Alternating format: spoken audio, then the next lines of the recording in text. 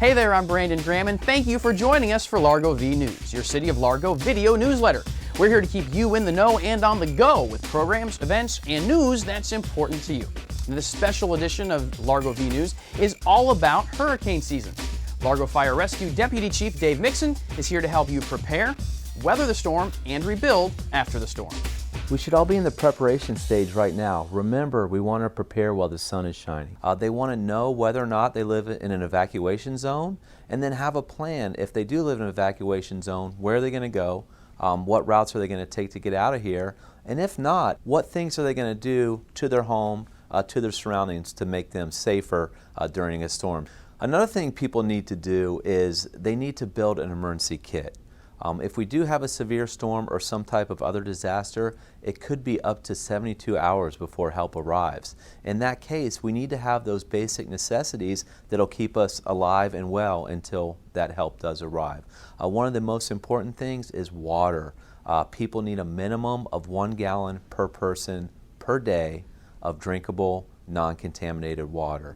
An additional point is we may be without electricity or any type of power for a long time, so we want to have battery-powered lanterns, battery-powered flashlights, and battery-powered radios. We also want to make sure our yard and our surrounding trees and shrubbery are ready for a wind event. Go ahead and trim trees. We take care of those dead branches, and any shrubbery or loose items, now's the time we want to secure those. Before the storm hits, we want to think of 2 other important items, and that would be medications and fuel for your vehicle. If you're nearing a refill date, go ahead and refill those medications. So if a storm were to pop up on our radar, we have those medications available and ready to take with us. Well, now that you're well prepared for a storm or emergency, let's take a look at some important tips on what to do as a storm approaches. With the storm approaching, now is the time we want to put our emergency plan into action.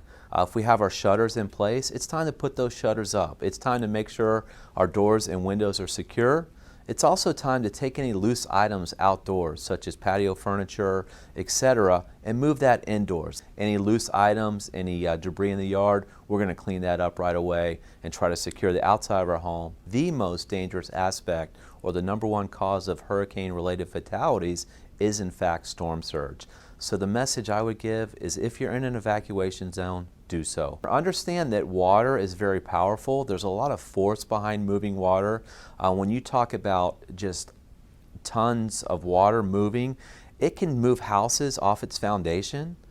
It could cause people to drown if they're trapped in their home. It can cause people to drown if it sweeps them away. Water is a very powerful element that we cannot stand up against when it's moving. The danger of storm surge is that storm surge is, just like the name describes, that is moving water that is surging onto land. So we cannot be in the path of that type of force of nature. Continue to monitor our information sources, radio, TV, internet. Let's get as much information as possible before that power source goes out. So the storm is over, and you've either ridden it out at home or you evacuated and are returning home. Now, once the storm has passed, there are a number of important safety concerns you should be aware of as you begin the process of recovery and rebuilding. Just as our keyword before the storm was preparation, our keyword after the storm has passed is going to be caution. We have a lot of work to do. There could be significant damage, and we need to be cautious carrying out those duties. This is the time also you're going to want to start cleaning up or investigating the outside of the house and cleaning up any damage. Make sure you're wearing the proper protective equipment, boots, some type of ankle support, something that a nail or other type of sharp material wouldn't go through. I would recommend long pants, something that's going to protect your legs. And when you go out there, make sure you're looking for things like rising water. There still is a potential for flooding. Be cautious of down wires. Duke Energy advises us to treat any down wire as potentially energized. We cannot take a chance with electricity. We need to avoid down wires at all costs. We also want to be careful of animals or wildlife that has been, just like we've been disrupted from our normal routine, so have they. Also, one last note, if you do get help for the cleanup or reconstruction activities, make sure you seek out a licensed contractor who is bonded and insured. A disaster comes through this area, many people are going to be coming in looking for business opportunities, but we want to make sure we're protected, that the work is done properly through a licensed contractor, and also if there is any reimbursement that would come later from FEMA, we want to make sure that work is properly done and or documented. Well, thank you so much to Largo Fire Rescue for all that great information. And remember, the key to surviving the storm is to have a plan and be ready to implement that plan in the event of a storm or other emergency. Also, if you or someone close to you will need help evacuating, please register by calling Largo Fire Rescue at 727-587-6714. Well, thanks again for joining us for this special Surviving the Storm edition of Largo vNews. Now, don't forget that you can stay connected to emergency and other information by subscribing to Largo e-newsletters. And the good news is that signing up is easy. Just visit largo.com and click on the Sign Up for e-newsletters link. Well, again, thanks so much for watching. We'll see you next time.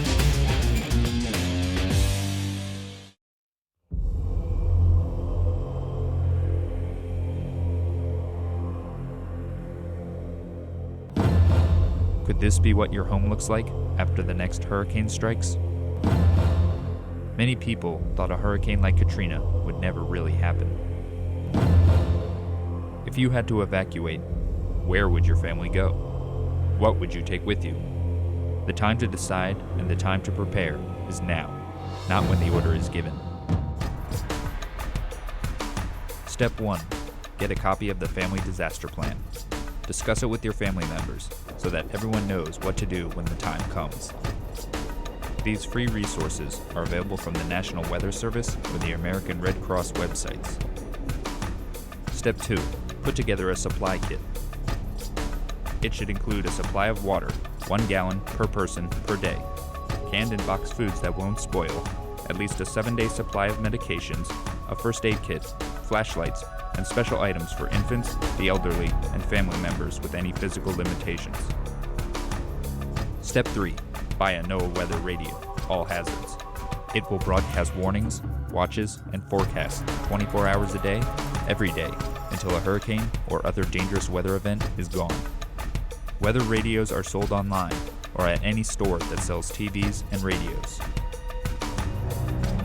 When the National Weather Service issues a hurricane watch, it means a storm with sustained winds over 74 miles per hour is a possible threat within 36 hours. Pull out that emergency plan and double-check your kit. Install hurricane shutters, test your generator, and make sure you have enough fuel. Bring in patio furniture and any other loose items that could blow into windows. A hurricane warning means that the storm will hit your area in 24 hours or less. Once a hurricane warning is issued, it's time to sit tight. Do not leave your house. Hurricane force winds are extremely dangerous. Only when emergency managers tell you to evacuate, then do so immediately.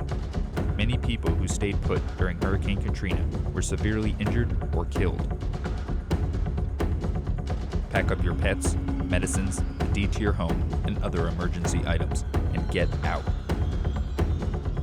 It's only a matter of time before a devastating hurricane hits the coast where you live. Make sure you are prepared.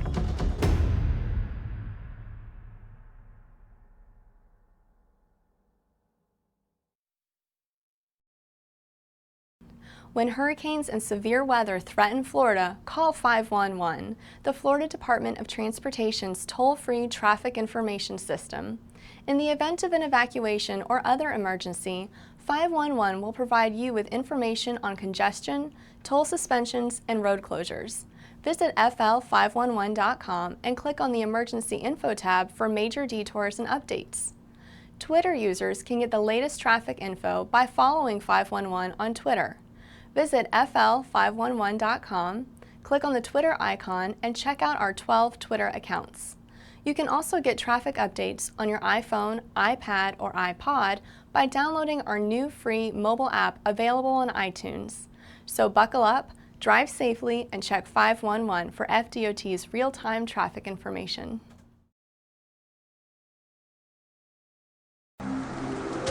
Floodwaters are extremely fast and unpredictable.